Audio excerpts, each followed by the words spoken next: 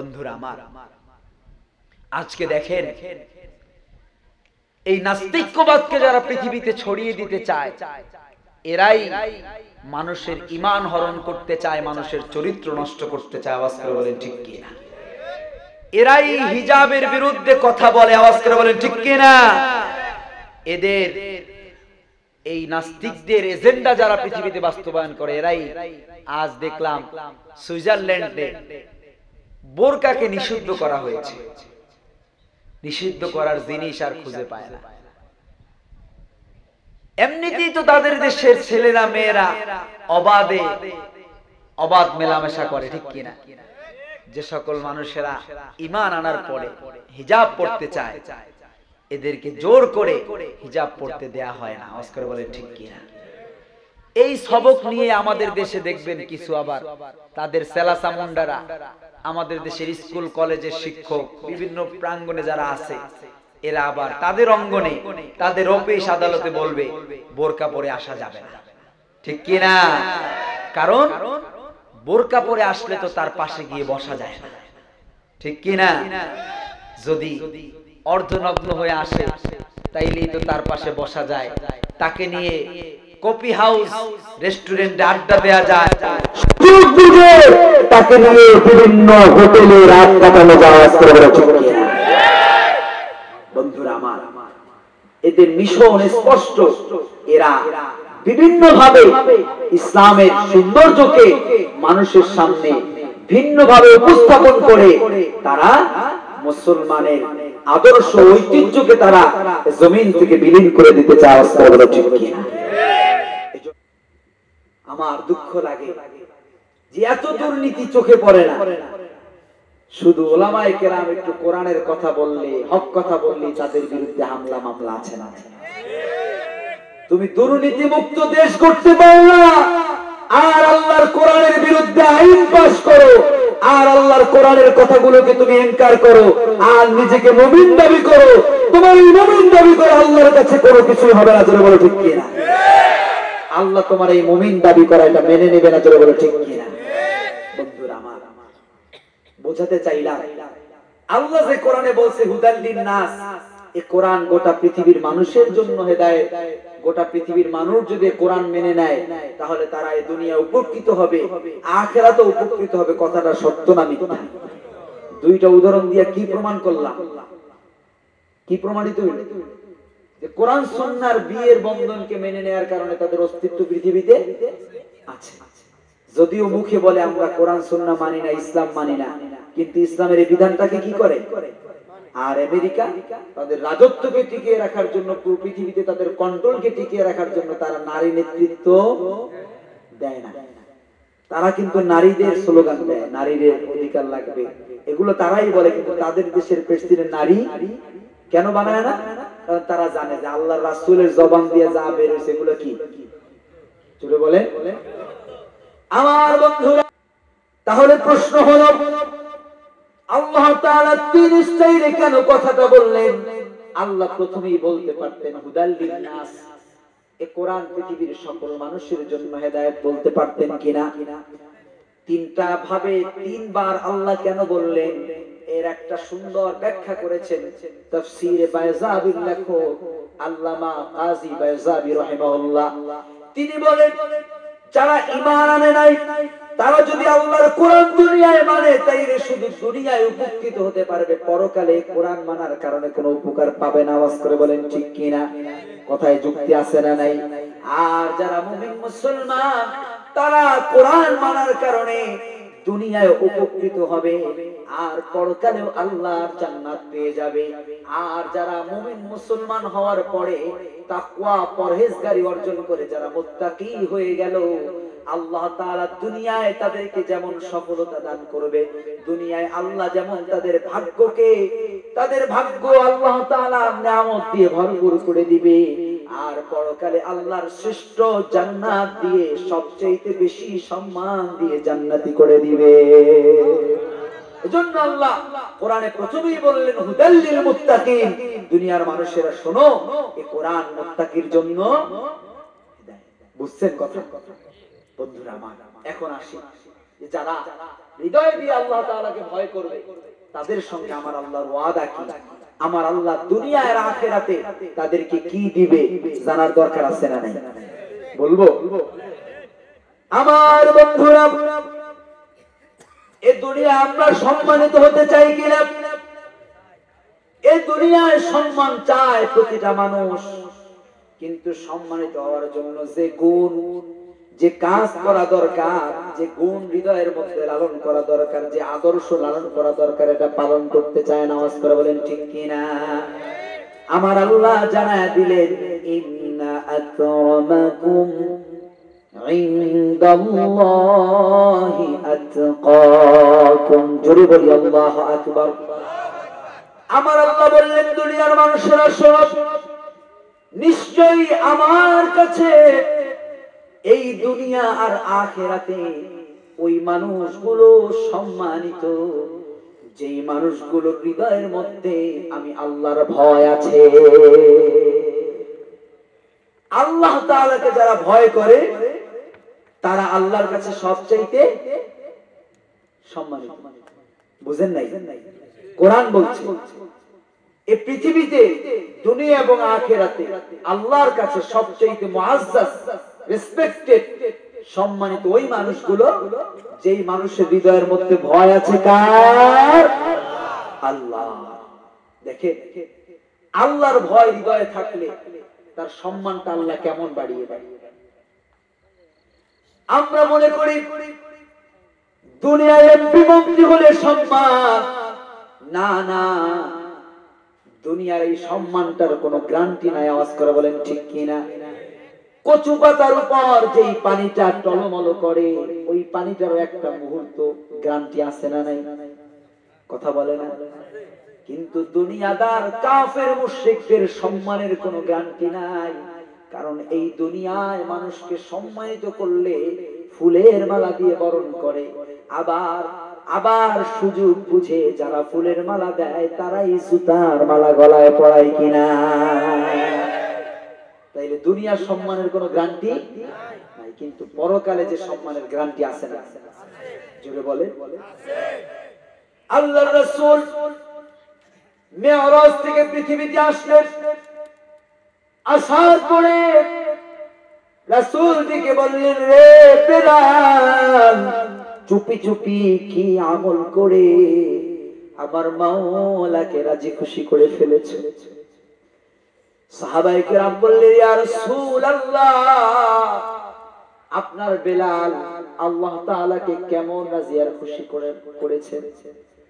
আল্লাহর হাবিব বললেন, আমি যখন 7 আসমান পাড়ি দিয়ে আল্লাহর জান্নাতুল ফিরদাউসের মধ্যে ধাবমান হই, আল্লাহর জান্নাতুল ফিরদাউসের মধ্যে আমি ঘোরাঘুরি করি, আমি লক্ষ্য করলাম আমার বেলালের পায়ের শব্দ জান্নাতুল ফিরদাউসের মধ্যে। আল্লাহু আকবার। তারগীবের মধ্যে এসেছে হযরত বেলালের এই কথা। হযরত বেলাল বললেন, ইয়া রাসূলুল্লাহ, আমার জীবনে তেমন কোন আমল নাই, তবে আমার মন বলে আমি আমার হৃদয়ের মধ্যে আমার মালিকের ভয় লালন করি। জোরে বলি আল্লাহু আকবার। আমার মালিককে আমি বড় ভয় করি। আমি যখনই ওযু করি তৎক্ষণাৎ আমি 2 রাকাত তাহিয়াতুল ওযুর নামাজ আদায় করে নেই। বন্ধুরা আমার, হযরত বেলালের এই যে দাম বাড়লো, এর কারণ কি? তার হৃদয়ে ভয় ছিল কার? আল্লাহ। এটা পরকালের সম্মান। দুনিয়ার সম্মান কি?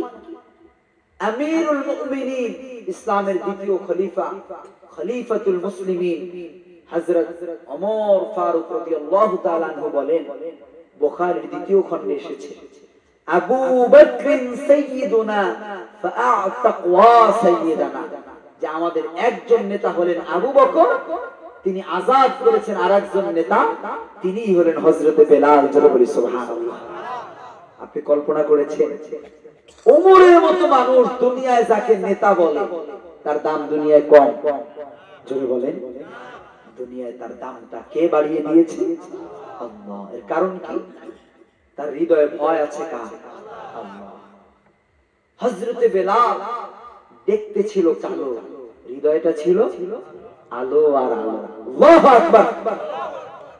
এজন্য আমার বন্ধুরা, আপনার চেহারা কতটা সুন্দর, আপনি দেখতে কেমন, এটা কোনো গুরুত্বপূর্ণ বিষয়, কিন্তু আপনার হৃদয়ে আল্লাহর ভয় আছে কিনা, আপনার হৃদয়ে আল্লাহর জন্য ভালোবাসা আছে কিনা, এটাই আপনার জীবনের গুরুত্বপূর্ণ পার্ট। আওয়াজ করে বলেন ঠিক কিনা? এজন্য আমার বন্ধুরা, আল্লাহ সুবহানাহু ওয়া তাআলা এই দুনিয়ায় মানুষের চেহারা দিকে লক্ষ্য করে না, তার গায়ের পোশাকটা কত দামি এটা আল্লাহ বিবেচনা করে না। আল্লাহ বান্দার অন্তরের দিকে তাকিয়ে দেখে, অন্তরের দিকে আল্লাহ তাকিয়ে থাকে যে আমার বান্দা তার হৃদয়ের মধ্যে, তার অন্তরের মধ্যে আমি আল্লাহ তাআলার প্রতি কতটুকু আস্থার বিশ্বাস আছে। এজন্য তাকওয়া, তাকওয়া কি? রাসূল বলেছেন আত-তাকওয়া হাহুনা। দুনিয়ার মানুষরা শোনো, তাকওয়া এটা হৃদয়ের মধ্যে। কোথায়? হৃদয়ে। তবে বাহ্যিক তাকওয়ার প্রয়োজন আছে না? আপনার হৃদয়ে যদি আল্লাহর ভয় থাকে তাহলে আপনি নামাজ ছেড়ে দিতে, জোরে বলেন, আপনার হৃদয়ে যদি আল্লাহর ভয় থাকে আপনি গুনাহ করতে, কথা বলেন, আপনার হৃদয়ে যদি আল্লাহর ভয় থাকে তাহলে আপনার চেহারায় দাড়ি অটোমেটিক আসবে কিনা? আপনি যদি হৃদয় দিয়ে আল্লাহ তাআলাকে ভয় করেন তাইলে রাসূলের সুন্নাহ, রাসূলের আদর্শ আপনার জীবনে বাস্তবায়ন হবেই। জোরে বলেন ঠিক কিনা? বন্ধুরা আমার, আমি একটু ঠান্ডা ভাবেই শুরু করলাম, আপনাদের কষ্ট হচ্ছে না? মোনাজাত দিয়ে দেব, লম্বা কথা বলবো না। গভীর রাত পর্যন্ত কথা বললে ফজরের নামাজ চলে যাওয়ার সম্ভাবনা আছে না? আমরা আলোচনা শুনবো, তবে ফজরের নামাজ মিস করা, জোরে বলেন। আমি আর 20-25 মিনিট কথা বলতে চাই, আছেন না? চলে যাবেন। বন্ধুরা আমার, আল্লাহ তাআলা তার মুত্তাকি বান্দা যারা, তাদের সঙ্গে কোরআনে অনেকগুলো ওয়াদা করেছেন। আমি একটা আয়াত আপনাদেরকে স্পষ্ট ব্যাখ্যা করে শুনিয়ে মোনাজাত দিতে চাই। আপনারা আছেন তো? বলবো। আল্লাহ তাআলা জানিয়ে দিলেন লাহুমুল বুশরা ফিল হায়াতিদ দুনিয়া ওয়া ফিল আখিরাহ। আমার আল্লাহ বললেন দুনিয়ার মানুষেরা শোনো, দুনিয়ায় যেই মানুষেরা হৃদয়ের মধ্যে তাকওয়া, পরহেজগার, আল্লাহর ভয় হৃদয়ে যারা লালন করলো, আল্লাহ তাআলাকে ভয় করে অপরাধ করলো না, গুনাহ করলো না, গুনাহগুলো ঘৃণার সাথে বর্জন করলো, আমার আল্লাহ বলেন তাদের সঙ্গে আমি আল্লাহর ওয়াদা, মৃত্যুর আগে আমি আল্লাহ দুনিয়া এবং আখিরাতের খোঁজ খবর জানিয়ে দিব। জোরে বলেন সুবহানাল্লাহ। কেমন খোঁজ খবর জানাবেন আল্লাহ? আল্লাহ নিজেই কোরআনে আয়াত নাযিল করে বললেন ইন্নাল্লাযীনা ক্বালু রাব্বুনাল্লাহ। আমার আল্লাহ বলে নিশ্চয়ই যে ব্যক্তি স্বীকৃতি দিবে আমার রব হচ্ছেন আল্লাহ, জবান ছেড়ে বলতে হবে আমাদের রব কে?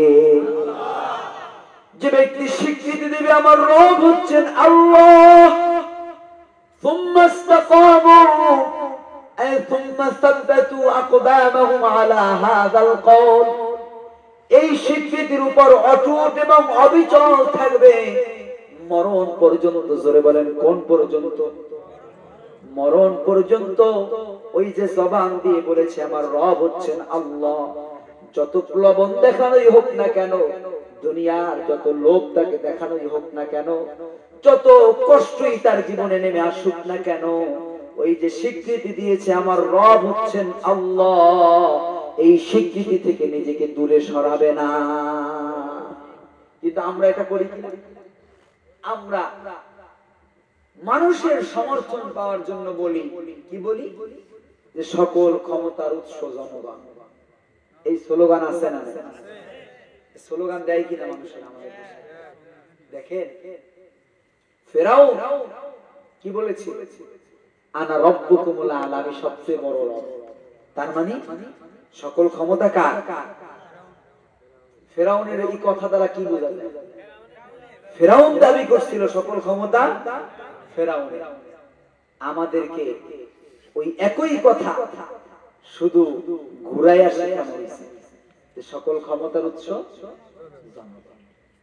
যারা এই স্লোগান আমাদেরকে মুখস্থ করাইছে তারাই বলে কি, তারা ডারউইনের মিথ্যা গবেষণা, ডারউইনের একটা মনের কথা সে মনে মনে ভাবছে, সেটা তারা আমাদের সিলেবাসে আমাদের ছেলেদেরকে মেয়েদেরকে পড়ায়। কি পড়ায়? যে মানুষ সৃষ্টি হয়েছে কেমনে? আপনাদের বিশ্বাস কি বানর থেকে? হ্যাঁ, সাবধান, মানুষ মানুষ থেকে, ঠিক কি না? প্রথম মানব আদম আলাইহিস সালামকে আল্লাহ বানিয়েছেন জান্নাতে রাখার জন্য না দুনিয়ায় পাঠানোর জন্য? জান্নাতে রাখার জন্য। হ্যাঁ, ব্যস্ত লাগছে। জান্নাতে রাখার জন্য আদম আলাইহিস সালামকে আল্লাহ বানায় না। এই একটা ভুল মেসেজ আমাদের আছে। বলে আদম আলাইহিস সালাম যদি ফল না খাইতো তাইলে আমাদের দুনিয়া আসা লাগতো না, জান্নাতে থাকতাম না। রে ভাই, আল্লাহ কোরআনে জানাইছে। কখন জানাইছে? জানাইছে নবী আলাইহিস সালামের মাধ্যমে। কিন্তু আল্লাহ তাআলার এই কথাটা দুনিয়ায় মানুষ বানানোর আগে, মানুষ বানানোর আগের কথা একটু শোনাবো না? কষ্ট হচ্ছে আপনাদের? আল্লাহ তাআলা কেন আদম আলাইহিস সালামকে জান্নাতে রাখলেন এর আগে জানা দরকার। আদম আলাইহিস সালামকে আল্লাহ কেন বানালেন? আল্লাহ মানুষ বানানোর আগে ফেরেশতাদেরকে আল্লাহ জানায়া দিলেন। আল্লাহ নিজেই বললেন, ওয়া ইয ক্বালা রাব্বুকা লিল মালাইকাতি ইন্নী জাইলুন ফিল আরদি খলিফা। আরদ মানে কি? জমিন। খলিফা মানে প্রতিনিধি। কার প্রতিনিধি? আল্লাহর প্রতিনিধি। আল্লাহ বললেন, ফেরেশতারা আমি জমিনে কোথায় আমার প্রতিনিধি পাঠাবো। ফেরেশতারা কি জবাব দিল? আল্লাহ দরকার নেই। আল্লাহ কি নাই? কারণ কি? তারা ব্যাখ্যা করছে। قالوا أتجعل فيها من يفسد فيها ويسفك الدماء। আল্লাহ, এই জমিনে আপনি আগে জিনদেরকে পাঠাইছেন, জিনরা আপনার জমিনকে নষ্ট করেছে, যা করার না তাই করেছে, ঠিক কি না? মারামারি, কাটাকাটি, রাহাজানি, ছিনতাই, দুর্নীতি সব করছে। খলিফারাও তাই করবে, দরকার নাই, ঠিক কি না? আবার ফেরেশতারা বলছে, আল্লাহ যদি আপনার ইবাদতের জন্যই বানাতে মন চায়, ওয়া নাহনু নুসাব্বিহু বিহামদিকা ওয়া নুকদ্দিসু লাক ক্বালা ইন্নী আ'লামু মা লা তা'লামুন। আল্লাহ যদি আপনার প্রশংসা, আপনার গুণকীর্তন, আপনার ইবাদতের জন্য আপনি মানুষ বানাতে চান, তাইলে আমরাই যথেষ্ট। আমরা আপনার বিরুদ্ধে যাই না, আপনি যা বলেন তাই। তাইলে আপনার ইবাদতের জন্য আমরাই কি? ইবাদতের জন্য তো দরকার নাই। আল্লাহ বললেন, ইন্নী আ'লামু মা লা তা'লামুন। ফেরেশতারা আমি যা জানি তোমরা তা। তার মানে খলিফা বলতে আমি যা পাঠাইতে চাইতেছি তোমরা তা আসলে কি না, তোমরা বোঝো নাই। বন্ধুরা আমার, আদম আলাইহিস সালামকে তাইলে কেন জান্নাতে রাখলেন? দরকার আছে না? ওই যে বানর কেন আর মানুষ কেন? তারা কেন বলে বানর থেকে মানুষ, আর আমরা কোরআন সুন্নাহ থেকে কেন বলি মানুষ থেকে মানুষ? এখানে ব্যাখ্যা। বন্ধুরা আমার, আদম আলাইহিস সালামকে আল্লাহ প্রথম বানায়া জান্নাতে রাখলেন, এর 5টা কারণ। কয়টা? 1 নম্বর কারণ, আল্লাহ তাআলা আদম আলাইহিস সালামকে শিক্ষা দিয়েছেন, জ্ঞান দেওয়ার জন্য আল্লাহ তাআলা জান্নাতে রেখেছেন। আল্লাহ জান্নাতে রেখে আল্লাহ নিজে আদম আলাইহিস সালামকে জ্ঞান দিয়েছেন। জোরে বলেন সুবহানাল্লাহ। আল্লাহ নিজে শিক্ষক হয়ে আদম আলাইহিস সালামকে পড়িয়েছেন। আর জেনে নেন, ওই যে আমাদের নফসগুলো, আমাদের আত্মাগুলো, আল্লাহ তাআলা একত্র করে আল্লাহ প্রশ্ন করেছিলেন, আমি কি তোমাদের রব নই? ওই ইউনিভার্সিটিতে আপনি আমিও পড়েছি।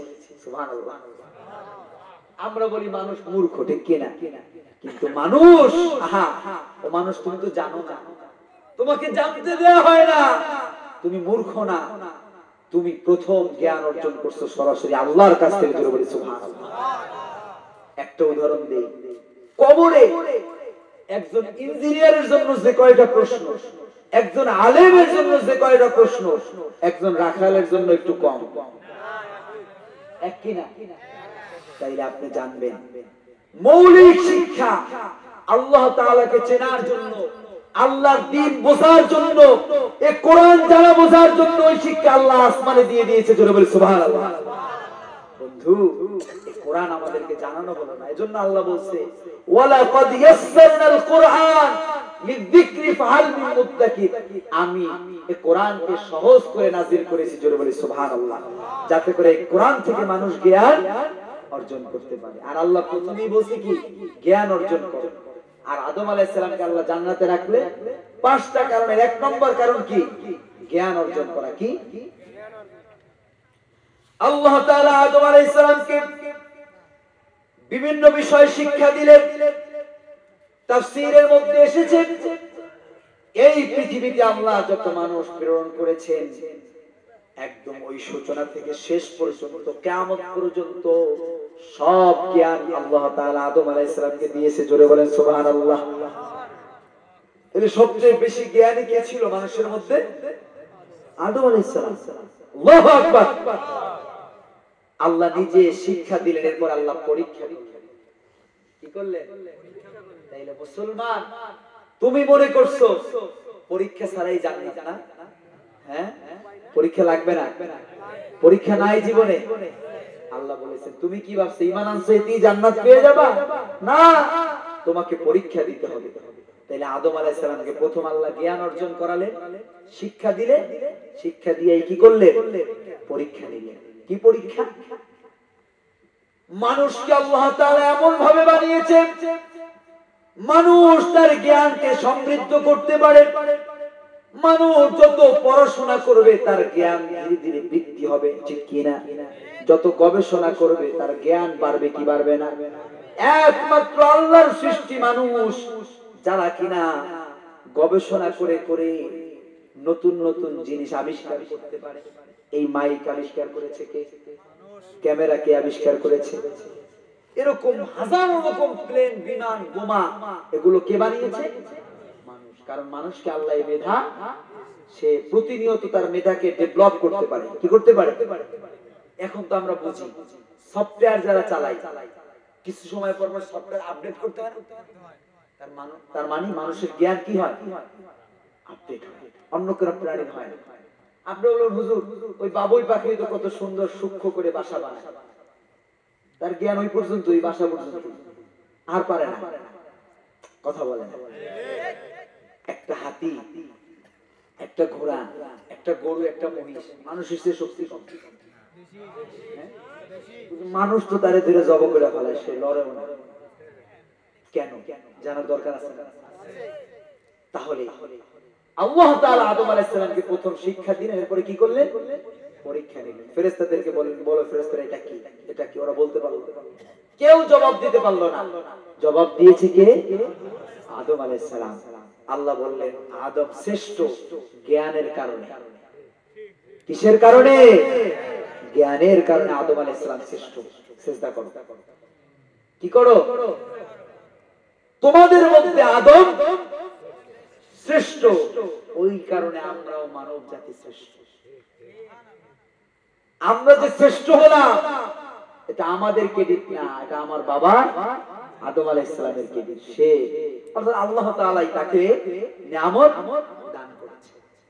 ওই দিন যে পৃথিবীর সকল সৃষ্টি আদম আলাইহিস সালামকে সিজদা করেছিল, এই আনুগত্য আজও পৃথিবীর সকল সৃষ্টি করছে। হ্যাঁ, তাইলে দুইটা কারণ, একটা হলো শিক্ষা, জ্ঞান দান করা, দুই নম্বর কি? পরীক্ষা। তিন নম্বর শত্রুকে চেনা। শত্রুকে চিনিয়ে দেয়া আদম তোমার শত্রু চেনো তোমার শত্রুকে তোমার শত্রুকে আল্লাহ সরাসরি দেখায় দিবে আর শত্রুর জালকে আল্লাহ সরাসরি দেখায় দিবে আল্লাহু আকবার আদম এ তোমার শত্রু যে তোমাকে তোমার মালিকের আদেশ অমান্য করতে বাধ্য কেমন করে বাধ্য করবে সেটাও শিখায় দিবে এবং শয়তানকে কি করলে চিনায় দিলে তাহলে এখানে গেল দুইটা শত্রুকে চিনালে শত্রুর জাল অর্থাৎ শত্রু যেভাবে আপনাকে পাকড়াও করবে আপনাকে ধোঁকা দিবে শত্রুর কৌশলটাকে আপনাকে কি করছে আল্লাহ জানায় দিয়েছে তাহলে কয়টা পাইলাম চারটা 5 নম্বর কি তওবা করতে হবে অপরাধ হয়ে কি করতে হবে তওবা এই 5টা জিনিস আদম আলাইহিস সালাম থেকে পৃথিবীতে আসছে জ্ঞান পরীক্ষা শত্রুকে চেনা শত্রুর জাল চেনা শত্রুর কৌশল জানা আর 5 নম্বর কি তওবা করা কি বলে তওবা করবে ربنا ظلمنا أنفسنا وإن لم تغفر لنا وترحمنا لنكونن من الخاسرين الله আমি আমার নফসের উপর আমার হৃদয়ের উপর আমার উপর আমি জুলুম করেছি তুমি যদি আমাকে না maaf করো আমি ক্ষতিগ্রস্তদের অন্তর্ভুক্ত হয়ে যাব তাইলে এই পৃথিবীতে আল্লাহ আদম আলাইহিস সালামকে পৃথিবীতে পাঠাবে এই জন্য বানাইছে ঠিক আছে কথা জান্নাতে রাখছে কয়টা কারণে 5টা কারণে বুঝছেন তো শেষ করে দিচ্ছি আল্লাহ তাআলা বললেন দুনিয়া এবং আখিরাতের খোঁজ খবর মুত্তাকির জন্য মনে আছে বন্ধুরা আমার আল্লাহ বললেন যে ব্যক্তি স্বীকৃতি দিবে আমার রব হচ্ছেন আল্লাহ মরণ পর্যন্ত এই স্বীকৃতির উপর অটল এবং অবিচল থাকবে মৃত্যুর আগে আল্লাহ তাআলা তার শিয়রে আল্লাহর ফেরেশতা নাজিল করবে জোরে বলি সুবহানাল্লাহ আল্লাহ নিজেই বললেন তাতানাজ্জালু আলাইহিমুল মালাইকা আমি ফেরেশতা নাজিল করব ফেরেশতা এসে কি করবে মৃত্যুর সময় মুমিন মুসলমানের হৃদয়ে ভয় এই দুনিয়ায় আমার পরিবার আমার আপনজন আমার সন্তান সন্ততি আছে আমি যদি মারা যাই কে আমার সন্তানের ভরণ পোষণ করবে কে আমার সন্তানের প্রয়োজন মিটাবে আমার ছোট্ট মেয়েটা অবিবাহিত কে তার বিবাহের বন্দোবস্ত করবে আহা আমার বিবি বিধবা হয়ে যাবে কে তার ভরণ পোষণ দেবে ভয় আছে না নাই 2 নাম্বার ভয় কবরে আমি একা একা কেমনে থাকব ওই কবরে আমার সঙ্গে কোনো সাথী নাই বাকি নাই এই ভয়গুলো তার হৃদয়ে যখন উকিঝুঁকি দিবে আমার আল্লাহ ফেরেশতা নাজিল করবে ফেরেশতা এসে বলবে আল্লাহ তাখাফু রে আল্লাহর বান্দা তোমার কোনো ভয় নাই কোনো টেনশন নাই তুমি শুভ সংবাদ গ্রহণ করো দুনিয়ায় তোমার পরিবার তোমার আপনজন যারা জীবিত আছে তাদের হেফাজত আর কিসালতের দায়িত্বটা স্বয়ং আল্লাহ তাআলা নিজেই গ্রহণ করেছে জোরে বলে সুবহানাল্লাহ আর কবরে তোমার একা একা যাওয়া লাগবে না ওই কবরে আমরা আল্লাহর ফেরেশতা তোমার সঙ্গী সাথী হয়ে গেলাম وأبشروا بالجنة কবরে শোয়া মাত্রই ওই যে তাকায়া দেখো জান্নাতের দরওয়াজা তোমার জন্য খোলা তুমি ওই জান্নাতের মেহমান হয়ে যাবা বন্ধুরা আমার ওয়াদা করেছেন কে তাইলে আমাদের কোন গুণটা অর্জন করা লাগবে হৃদয়ের মধ্যে ভয় লালন করতে হবে কার আল্লাহর ভয় যদি আমরা হৃদয়ে লালন করতে পারি আর গুনাহ আছে যত গুনাহ এগুলো যদি ছেড়ে দিতে পারি তাহলে আমরা আল্লাহর এই পুরস্কারগুলো পাবো কি আল্লাহ তাআলা বলেন وسارعوا إلى مغفرة من ربكم وجنة عرضها السماوات والأرض أعدت للمتقين جرب الله أكبر আমার আল্লাহ বললেন, মুমিনগণ তোমরা দ্রুত ধাবমান হও, তোমরা শুভ সংবাদ গ্রহণ করো, আল্লাহ তাআলা তোমাদেরকে ক্ষমা করে দিবেন। আল্লাহর পক্ষ থেকে তোমাদের জন্য ক্ষমার শুভ সংবাদ গ্রহণ করো। আর তোমরা দ্রুত ধাবমান হও ওই জান্নাতের দিকে, যেই জান্নাতের প্রশস্ততা 7 জমিন আর 7 আসমানের চাইতেও বড়। জোরে বলি সুবহানাল্লাহ।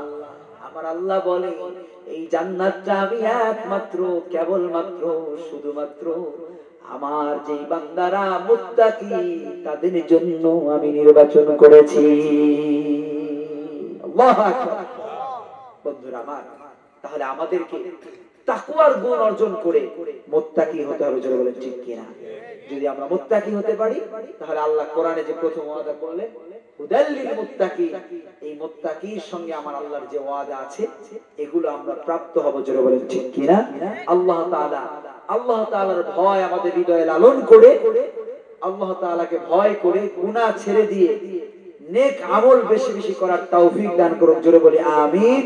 নামাজে মনোযোগী হওয়া, নামাজে যা বলতেছি এগুলো একটু বোঝার চেষ্টা করা।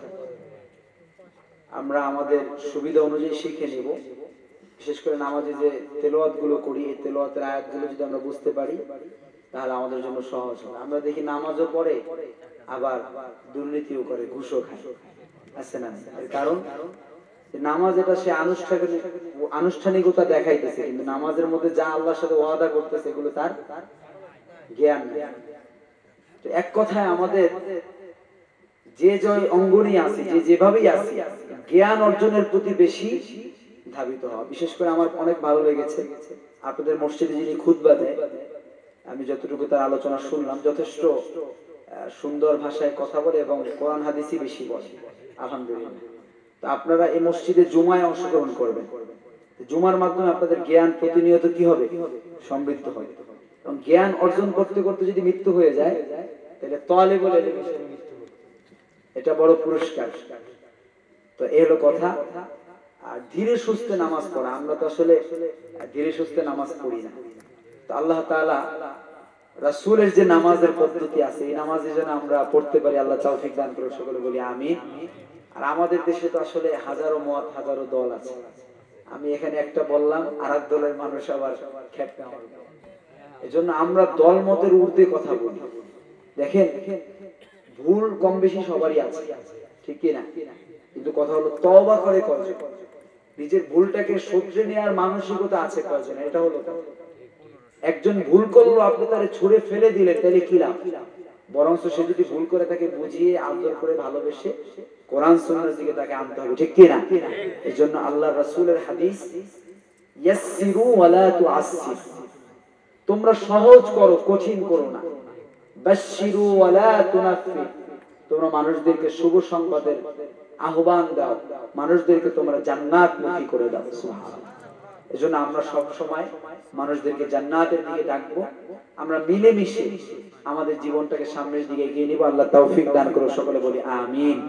আমরা ইস্তিগফার করি, আস্তাগফিরুল্লাহ আস্তাগফিরুল্লাহ রাব্বি মিন কুল্লি যামবি ওয়া আতুবু ইলাইহি লা হাওলা ওয়ালা কুওয়াতা ইল্লা বিল্লাহিল আলিয়্যিল আযীম। আলহামদুলিল্লাহি রাব্বিল আলামিন। والصلاة والسلام على أشرف الأنبياء والمرسلين وعلى آله وأصحابه أجمعين. ربنا ظلمنا أنفسنا وإن لم تغفر لنا وترحمنا لنكونن من الخاسرين. ربنا آتنا في الدنيا حسنة وفي الآخرة حسنة وقنا عذاب النار. رب العالمين الله একটু মায়া নজরে তাকাও রে মালিক। চকভিরাম এলাকার মানুষের প্রাণের আয়োজন, আয় আল্লাহ, গভীর রাত পর্যন্ত তোমার বান্দা বান্দীরা তোমার কোরআনের কথা, রাসূলের হাদিসের কথা শুনলো। আয় আল্লাহ তাআলা, আমি অধম, আমার তো ইলম নাই, জ্ঞান নাই, আমি তোমার বান্দাদেরকে তোমার কোরআন থেকে কিছু কথা শুনিয়েছি। আল্লাহ, আমাদের কথা বলার মধ্যে ত্রুটি আছে, আমাদের ভুল বেয়াদবি তুমি মাফ করে দাও রব্বুল আলামিন। আল্লাহ, যতটুকু নেক আমল তোমার কাছে ভালো লেগেছে, নেক আমলটুকু তুমি কবুল করে নাও। নেক আমলের সওয়াবটুকু তোমার রাসূলের রওজায় তুমি পৌঁছায় দাও রব্বুল আলামিন। আমরা যারা হাত তুলেছি, আজ কার জানি জনম দুঃখী মা নাই, কার জানি জনম দরদি বাবা নাই। আজকে যার মা নাই, বাবা নাই, অন্ধকার কবর থেকে মা বাবা তাকে আসরে মাওলা, সন্তানের চোখের কোনায় পানি চলে এসেছে রে মালিক। মা বাবার কবরে তুমি সওয়াব পৌঁছায় দাও রব্বুল আলামিন। আল্লাহ, ছোট্টবেলায় মা বাবা যেভাবে আমাদেরকে লালন পালন করেছে, তোমার নূরের ফেরেশতা দ্বারা কবরে তুমি ওইভাবে লালন পালন করিও। রব্বির হামহুমা কামা রব্বায়ানি সগীরা। আল্লাহ, আমাদের যাদের দাদা দাদি নানা নানি আপনজন প্রিয়জন ঈমান নিয়ে কবরে শহীদ রে মাওলা, তাদের কবরে তুমি সওয়াব পৌঁছায় দাও রব্বুল আলামিন। আল্লাহ,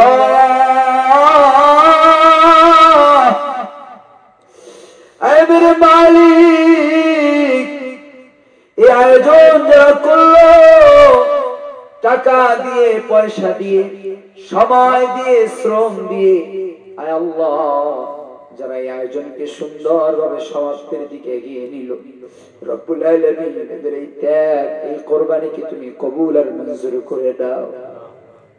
আয় আল্লাহ, কাল কিয়ামতের কঠিন মুসিবতের দিনে আয়োজক শ্রোতা সকলকে এই মাহফিল তুমি নাজাতের উসিলা করে দিও। এই মাহফিলের উসিলায় আমাদের প্রত্যেককে তোমার জান্নাতি মেহমান হিসেবে তুমি কবুল করে নিও রব্বুল আলামিন। আমরা তোমার গুনাহগার বান্দা, গুনাহ করেছি জানিয়া বুঝিয়া, না জানিয়া না বুঝিয়া, গোপনে প্রকাশ্যে আল্লাহ জীবনে যত গুনাহ করেছি, জীবনের গুনাহগুলো তুমি মাফ করে দাও রব্বুল আলামিন। আল্লাহ, জীবনের গুনাহগুলো তুমি মাফ করে দাও। হায় আল্লাহ, রব্বুল আলামিন মাওলা, তুমি যদি না মাফ করো আমরা কার কাছে যাব? তুমি ছাড়া আমাদের কেউ নাই। হায় আল্লাহ, এই ফিতনা ফাসাদের জমিনে গুনাহ মুক্ত জীবন যাপন করতে পারি তুমি তৌফিক দান করে দিও আল্লাহ রব্বুল আলামিন। গুনাহ লয়ে যদি কবরে যাই, কবর আযাব সহ্য করতে পারবো না রে মাওলা। কবরের ভয় তুমি প্রত্যেকের হৃদয়ে দিয়া দাও। তোমার ফেরেশতারা যে পাকড়াও করবে আল্লাহ, মেহেরবানি করে তুমি আমাদেরকে মাফ করে দাও। আমাদের মা বোনরা হাত তুলেছে রে মাওলা, মা বোনদের মনের যত দুঃখ বেদনা আছে তুমি দূর করে দিও। মনের যত নেক আশা আছে তুমি আশাগুলো পূরণ করে দিও আল্লাহ। বিশেষ করে যারা মসজিদের উন্নয়নে, ওযুখানার উন্নয়নে যারা দান করলো আল্লাহ, যারা লেখাইলো, নিয়ত করলো, প্রত্যেকের দান তুমি কবুল করে নাও। যারা এখনো দেয় না আল্লাহ অতি দ্রুত দিয়ে দিতে পারে তুমি তৌফিক দিয়া দাও রব্বুল আলামিন। আল্লাহ, জানি না কোন দিন জানি মালাক মউত আমাদের শিওরে চলে আসবে। ইমানি মউত তুমি নসিব করে দিও আয় আল্লাহ। মরণের সময় ইমানের মধুর বাণী, মধুর কালিমা জারি করে দিও, লা ইলাহা ইল্লাল্লাহু মুহাম্মাদুর রাসূলুল্লাহ।